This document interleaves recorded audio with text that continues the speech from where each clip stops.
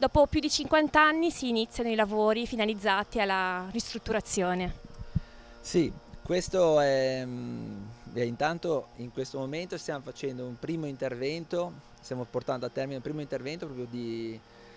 pulizia, per avere un'accessibilità all'edificio e stiamo già facendo tutta la parte quindi di rilievo dell'edificio, per poter quindi concretizzare un progetto di restauro diciamo definitivo e quindi poi l'approvazione di quello esecutivo per poi procedere alle gare d'appalto per il recupero.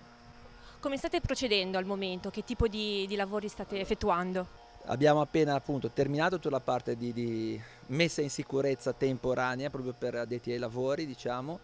e però sono già iniziate anche le fasi di rilievo tridimensionale in 3D appunto di tutto l'edificio, per poter avere quindi le basi su cui lavorare per stendere il progetto. Storicamente il padiglione del tè a Villarocca che cos'era? Ma certamente è un edificio particolare,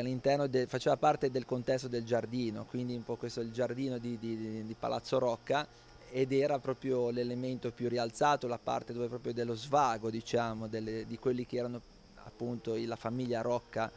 del primo Novecento, quindi proprio che erano appunto 50 anni se non oltre, cioè che non erano accessibili in sicurezza, diciamo. Quindi ci stiamo anche rendendo conto, adesso stiamo studiando tutte queste parti per poi